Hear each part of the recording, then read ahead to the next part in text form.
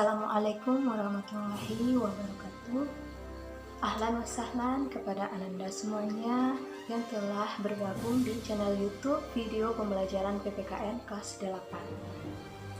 Baiklah, sebelum Ustazah menjelaskan materi pertemuan kita pada hari ini, Ustazah akan menjelaskan KD, sub-bab dan tujuan pembelajaran kita pada hari ini. Di mana KD pertemuan kita pada hari ini yaitu mengenai KD 3.1 tentang memahami kedudukan dan fungsi Pancasila. Untuk pertemuan pertama kita pada hari ini, kita akan membahas mengenai subbab yang pertama, yaitu mengenai arti kedudukan fungsi Pancasila. Di mana tujuan dari pembelajaran kita pada hari ini yang pertama yaitu supaya siswa dapat memahami kedudukan dan fungsi Pancasila. Yang kedua, siswa dapat memahami Pancasila sebagai dasar negara.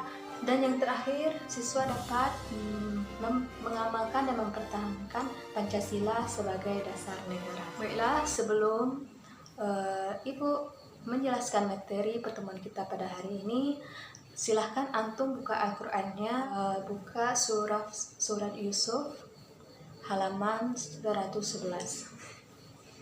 Di situ berbunyi Bismillahirrahmanirrahim.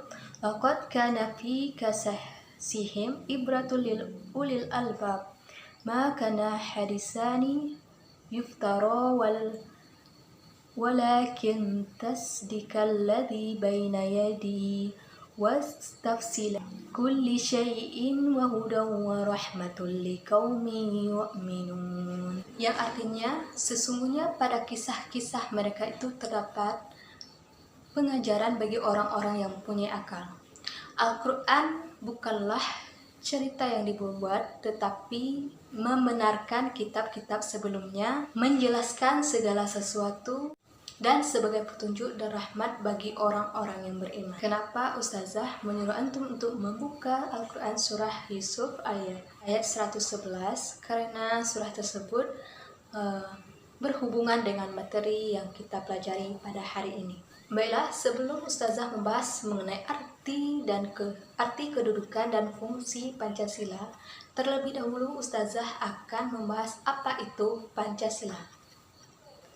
Sebelumnya antum semua sudah belajar mengenai perumusan dan penetapan Pancasila di kelas 7. Dan sekarang antum semua akan belajar kembali mengenai Pancasila ini, tetapi mengenai fungsi dan kedudukan dari Pancasila itu sendiri. Istilah Pancasila sudah ada sejak pada zaman Majapahit. Hal tersebut dibuktikan dengan adanya istilah Pancasila yang termuat dari kitab Sutasoma yang dikarang oleh Mpu Tetular dan kitab Negara Kartagama yang dikarang oleh Mpu Prapanca.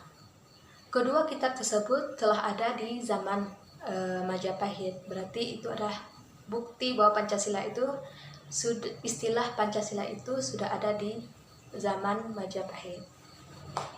Istilah Pancasila berasal dari bahasa Sanskerta yang terdiri dari dua kata, yaitu panca yang artinya 5, sila yang artinya dasar, berarti 5. Silahkan lihat penjelasannya di sebelah kiri, Ibu. Istilah Pancasila pertama dikenalkan oleh Presiden pertama kita, yaitu Insinyur Soekarno pada tanggal 1 Juni 1945. Di mana pada saat itu Pancasila diusulkan oleh teman presiden kita, yaitu Muhammad Yamin. Muhammad Yamin mengusulkan, tapi yang memperkenalkan adalah presiden pertama kita, Insinyur Soekarno, pada sidang pertama BPU PKI, di mana kita ketahui bahwa Muhammad Yamin adalah seorang ahli bahasa.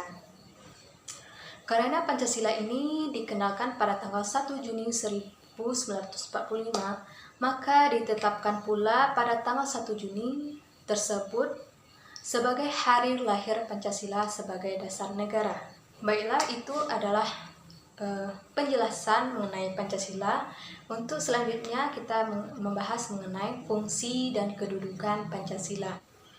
Baiklah, Ustazah akan menjelaskan mengenai fungsi dan kedudukan Pancasila. Yang pertama yaitu Pancasila sebagai jiwa bangsa Indonesia. Maksud dari Pancasila sebagai jiwa bangsa Indonesia, maksudnya adalah Pancasila adalah roh atau jiwa bangsa Indonesia.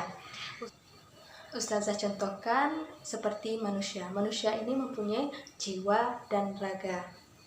Jika raga manusia ini dapat hidup, maka manusia ini harus mempunyai roh atau jiwa.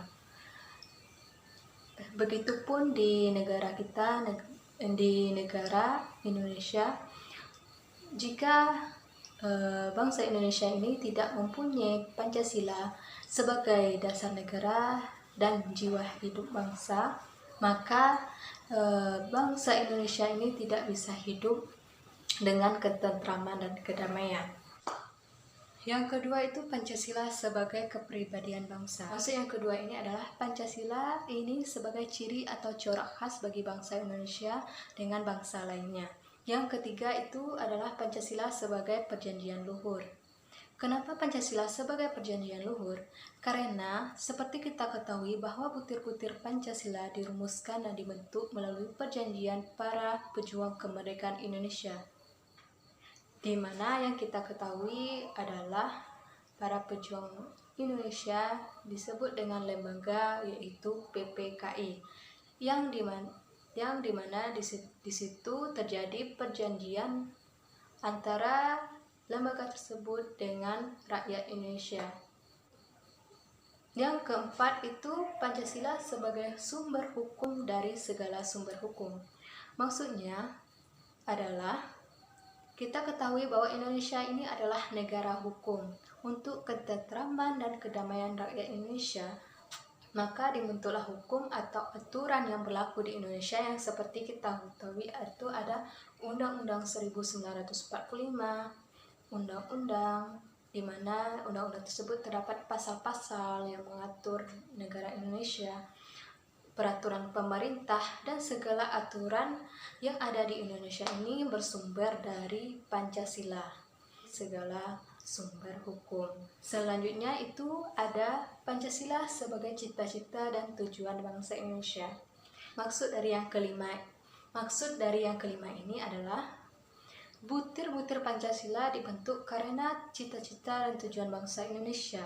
Dan yang kita ketahui bahwa di dalam butir-butir Pancasila ini terdapat cita-cita dan tujuan negara Indonesia, yaitu mencapai keadilan dan kemakmuran bangsa.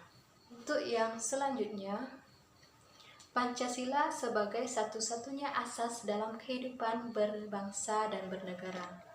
Perlu antum tahu bahwa Pancasila adalah bersifat imperatif atau memaksa, di mana Pancasila ini juga bersifat fundamental atau tetap yang tidak bisa diubah. Oleh sebab itu rakyat Indonesia mau tidak mau harus menaati butir-butir yang terdapat di dalam Pancasila. Itu kenapa Pancasila ini disebut sebagai punya asas dalam kehidupan berbangsa dan bernegara di Indonesia. Baiklah, kesimpulan dari materi pertemuan kita pada hari ini adalah bahwa Pancasila atau dasar negara adalah aturan yang tetap dan berlaku sebagai acuan atau pandangan hidup bangsa dalam bernegara. Kenapa di awal pembahasan kita tadi Ustazah mengajak antum untuk membaca surat Yusuf ayat 111. Di situ dijelaskan bahwa Al-Quran adalah penyempurna dari kitab-kitab sebelumnya. Semua kehidupan bangsa Indonesia dan isi dari butir-butir Pancasila itu sudah tertera lebih dulu di dalam Al-Quran. Berarti jika antum menerapkan nilai-nilai Pancasila ini di kehidupan keseharian antum, berarti antum sudah menerapkan nilai butir-butir Pancasila ke dalam kehidupan keseharian antum. Berarti antum telah menerapkan menerapkan isi yang terkandung dalam Al-Quran. Yang kita ketahui bahwa siapa yang menerapkan dan menaati isi yang terkandung dalam Al-Quran, maka kita akan mendapatkan imbalan yang setimpal, yaitu yang kita ketahui bahwa pahala yang berlimpah. Baiklah, sekian pembelajaran kita pada hari ini. Ustazah tutup dengan Assalamualaikum warahmatullahi wabarakatuh.